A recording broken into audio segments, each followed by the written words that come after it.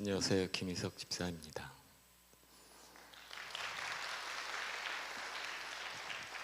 아마 2004년도에 제가 이제 오륜교회 가게 되면서 거의 한 20년 동안 다니엘 세일의 기도회를 참여했는데 정말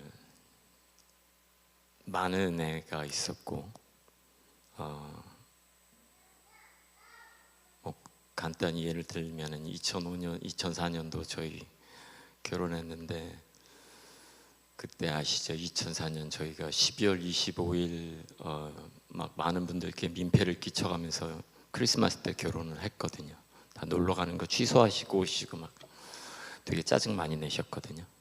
근데 그날 저희가 이제 신혼여행 떠나고 다음날 한국으로 전화드렸더니 그때 이제 쓰나미가 이제 밀려와서 원래는 저희가 이제 태국의 그 피피 섬에 가기로 했었는데 이제 거기가 피해가 제일 컸죠.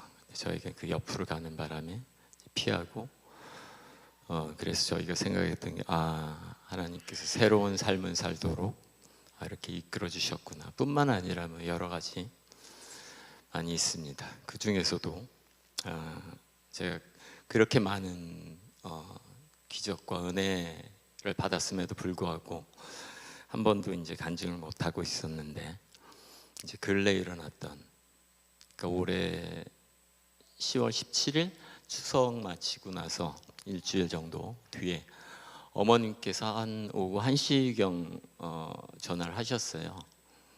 이제 제가 이제 회사에서는 한 12시 반쯤 식사하고 1시 정도 돌아와서 살짝 낮잠을 자거든요. 이제 아침 일찍 일어나서 그때 되면 이제 조금 이제 피곤합니다. 이제 제 방에 이제 문 걸어 잠그고 자는데 사실 그렇잖아요. 이제 부모님이 예상하지 못한 시간에 전화하시면 좀 불안해지는 게 있죠.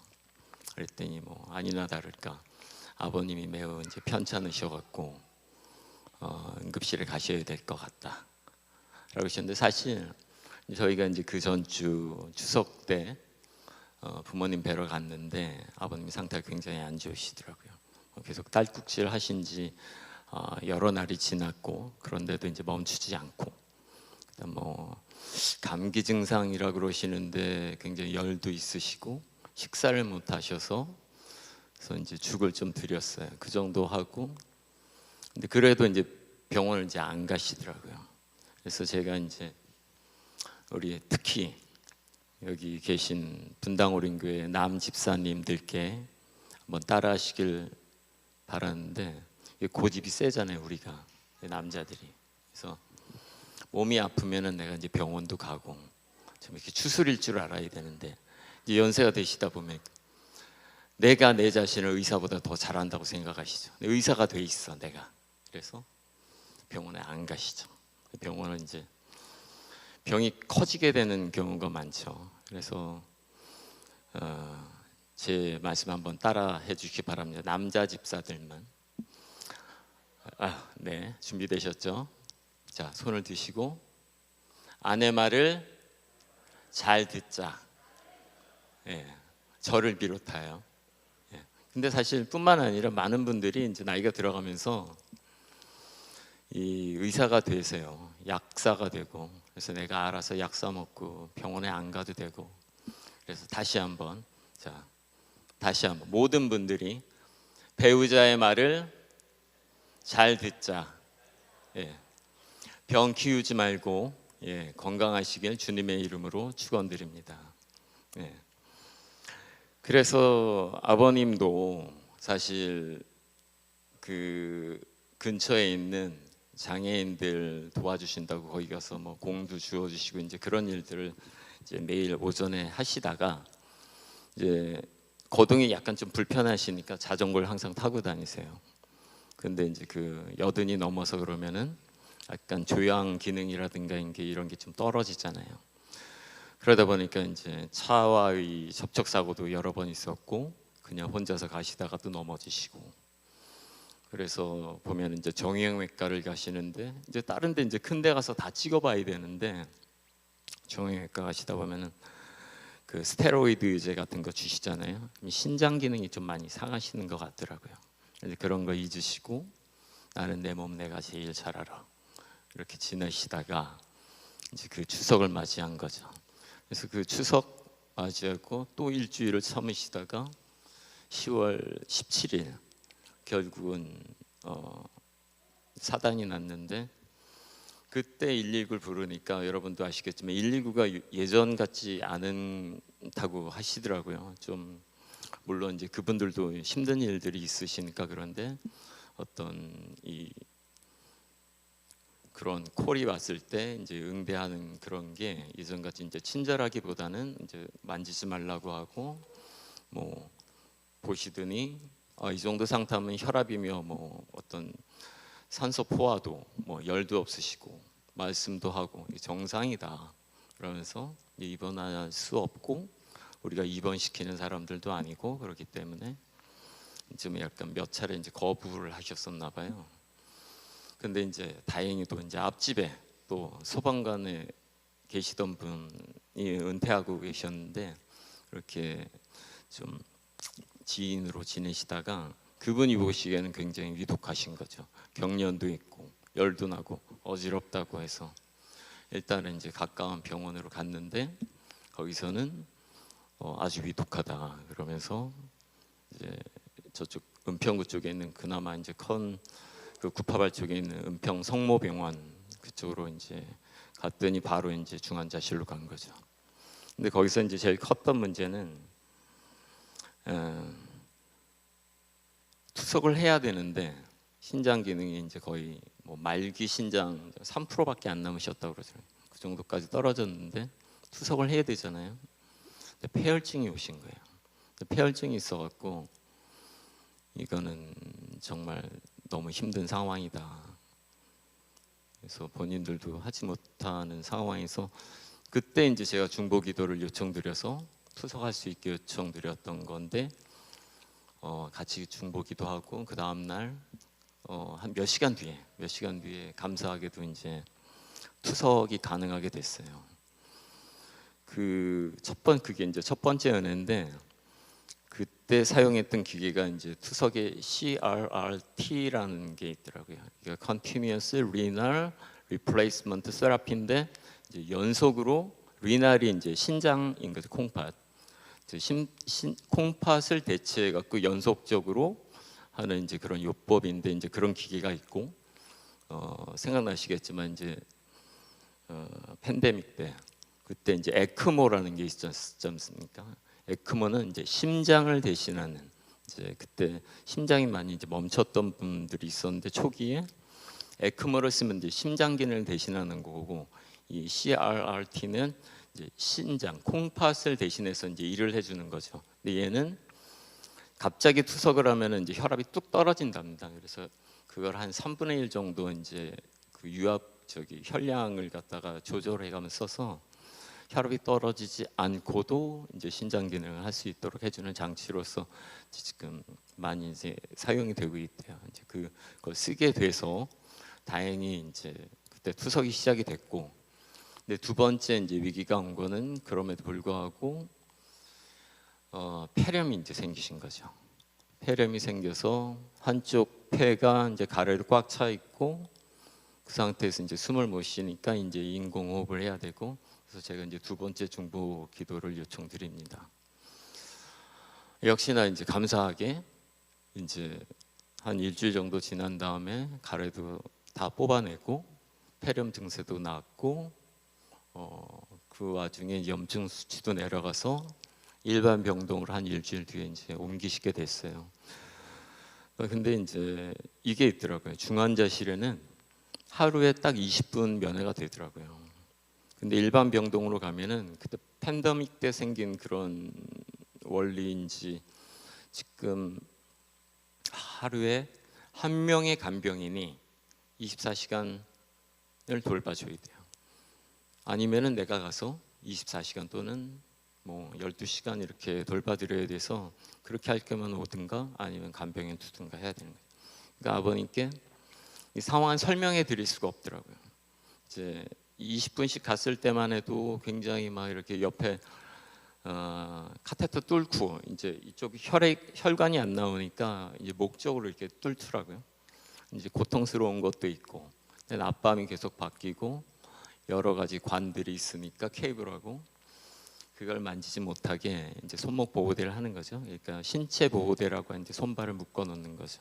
겪어보신 분들도 계시겠는데 제가 이제 집에 와서 누워서 한 10분 정도 해봤어요. 아유, 손발을 움직이지 않고 10분 버틸려고 그러니까 되게 힘들더라고요. 이제 그런 마음을 갖고 기도를 하려니까 기도도 안 되고 그 마음이 굉장히 이제 무거웠었습니다. 그래서 일반 병동에 가셨을 때 선망 증세가 이제 막 생기는 거죠. 낮밤이 바뀌고 나는 왜 이렇게 돼 있고 아무도 설명을 안 해주니까 왜 아픈지도 모르고 몸은 아프고 묶어놓고 투석이라는 걸 또 계속 하고 있고 이제 24시간 투석에서 이제 일주일에 3번 투석으로 일반 투석으로 이제 바뀐 상태인데도 이제 본인이 모르시는 거죠.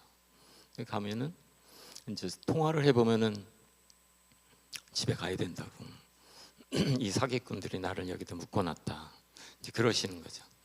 그 상황을 모르시니까 그래서 이제 간호사들한테 좀 설명 좀 해드려야 되고 그런 것이 선망 증세를 좀 줄일 수 있는 방법이 아닐까라고 이제 말씀드렸었는데 그게 하루 이틀인가 지나고 보니까 선망이 너무 심했었든지 병원에서 갑자기 이제 전원하시라는 거예요. 상태가 좋아졌으니까 전원하시래.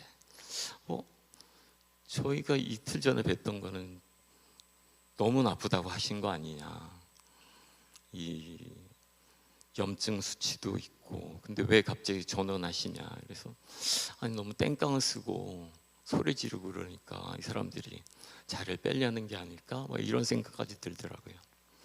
근데 물론 이제 의사 병원에서는 뭐 수치로 정량적으로 판단을 하셨겠죠. 그래서 이제 전원을 하려고 그 다음 주면은 이제 전원할 수 있을 거다. 그게 이제 한 4주 이제 넘어가는 그런 시기였습니다. 그래서 2번의 은혜를 입었는데 그 4주차로 넘어가는 요번 주 월요일이었죠. 그래서 전원을 해야 되는데 저희가 이제 그 서울 북쪽에 있는 은평구라는 데 이제 부모님 댁이 있고 저도 이제 거기서 태어나서 살고 그랬는데 거기서 지금 거동을 못 하시니까 입원해서 투석을 해야 되는 병원으로 가셔야 된다는 거예요. 근데 그런 병원이 은평구엔 딱 2군데 있답니다. 2군데 있는데 지금 아버님 상황에서는 3주 이상 이제 누워 계셨잖아요. 근육이 다 빠졌죠. 그리고 일어나 갖고 뭐 거동을 안 해봤으니까 병원 측에서는 이 상태로는 가실 데가 없다, 받아줄 데도 없다 이렇게 놓은 거예요. 갑자기 지난주에 전원하라고 그랬는데 뭐 한 주에 병원비를 뭐 300만 원 이상씩 나오고 있고 돈도 돈이고 거기에다가 무슨 염증이 안 가라앉으니까 이해합니다. 병원에서도 이제 영리가 있으니까 500만 원짜리 필터를 써야지 염증이 또 떨어질 수 있다. 뭐 이런 얘기도 해주시고 그러는데 이해는 하죠. 근데 이제 어려운 건 또 저희도 어려운 것도 있으니까 그런 와중에 이제 그날 저녁 때 11월 10일 월요일 저녁 때 이제 돌아와서 고민하면서 아내랑 최인정 권사랑 같이 이제 얘기를 하고 있는데 이제 아내가 아니 아버님 뭐 낙상하신 것도 아니고 누워 계셔서 했던 건데 휠체어를 한번 타는 거를 트라이 해보면 어떨까 이제 그래 보자. 그래서 다음 날 이제 오전에 일찍 전화를 했어요. 했더니 당연히 안 된다고 그럴 줄 알았는데 간호사 측에서 그러신가요? 그럼 한번 해보시죠. 뭐 이렇게 그냥 순순히 한번 받으시더라고요. 그래서 그리고 나서 몇 시간 뒤에 투석을 완료하고 오셔갖고 휠체어를 했는데 휠체어 타고 움직이실 수 있어요? 그러신 거예요. 그래서 그럼 빨리 전원할 수 있는데 찾아보자. 그래서 그날 저녁 때 전원할 수 있을 것 같다라는 얘기까지 듣고 다음 날 이제 제가 금주 수요일 날 연차를 내고 이제 그 은평성모병원으로 갔습니다. 거기 가서 이게 사실 끝나야지 이제 끝나는 것 같아서 투석하는 것뿐만 아니라 실제로 전원이 돼야지 뭐 계속 전화가 오는 것들이 야 조금씩 이제 불안한 거죠. 아 여기서 안 된다 그러면 어떡하지? 이게 안 된다 그러면 어떡하지? 염증 수치가 덜 떨어졌다 그러면 어떡하지? 그래서 불안했었는데 이제 감사하게 세 번째로 이제 다 이제 앰뷸런스를 불러서 이제 직접은 저희가 캐리를 할 수가 없으니까 모셔갖고 그 요양병원으로 가시게 됐습니다. 그게 이제 올해 일단 여기까지가 아버님이 그래도 요양병원까지 가서 지금 투석을 하시게 돼 있고 왜 이런 상황이 생겼는지 설명을 드렸고 나오기 전까지도 계속 그러시는 거죠. 야 집에 가야 돼. 집에 가서 과일도 먹고 밥 먹으면 다 나을 수 있어. 아버지 아니에요. 지금 상황이 굉장히 나빠지셨고 신장이 망가지셔갖고 이해하셔야 되고 인정하셔야 됩니다. 과일 그냥 드시기 어렵습니다. 설명을 드렸고 여기 구파발이지만 불광동 쪽으로 가면은 이제 집도 가까워지고 해서 이제 거기서 좀 더 노력하시면은 걸어서 집에 가실 수 있도록 같이 노력해 보시죠. 설명을 드렸더니 이제 좀 평안해지시고 거기 갔더니 이제 손발 보호대도 풀어놓고 이제 그런 상황이 됐습니다.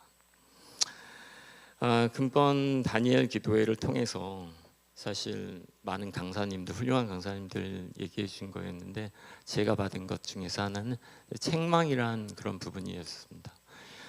여러 가지 책망 부분이 있지만 책망은 그 목사님께서 설명해 주시기에 하나님께서 어둠 가운데 있는 저희를 밝은 빛으로 꺼내셔서 밝게 만드시는 그런 부분. 그렇게 책망을 받을 수 있고 저희 어둠을 내려놓고 밝은 빛 가운데 나가게 하시는 그런 하나님의 은혜 한 가지와 또한 또 제가 한산이가 작가 되게 좋아하거든요. 중증매상센터도 좋아하고 지금 AI 뭐 관련된 그런 그 웹툰도 있지 않습니까? 근데 이분 아버님께서 나와셔서 말씀 전해주신 거는 이제 기적을 바라는 아들의 마음이 그게 도가 넘어선 게 아니라 우리는 아들로서 아버지께 이런 기적 넘치는 은혜를 요청드리는 게 과한 거 아니다 라고 말씀해 주시는 그런 감사함과 또 저희를 부르신 가운데서 그런 부르신 소명 가운데서 이제는 우리가 뭘 해야 되는지 사명을 이 다니엘 세일의 안에서 확인할 수 있고 확신할 수 있게 인도하여 주신 주님께 또 감사드립니다. 그래서 늘상 저희가 이제 평소에 일상의 기도 안에서도 평안을 또 주시기도 하고 또 고난 안에서도 또 은혜를 주시기도 그 하나님께 감사드리는데 이를 통해서 우리가 분당 우린교회에서 하고 있는 학영삼이 있었잖아요. 하나님을 경험하는 그것에 또 그 다음 스토리로 하나님과 더 가까이 갈 수 있고 하나님을 더 알 수 있게 저희 가족을 또 이끌어 주시고 저희 분당 교회를 이끌어 주신 하나님께 감사드립니다. 아멘. 네.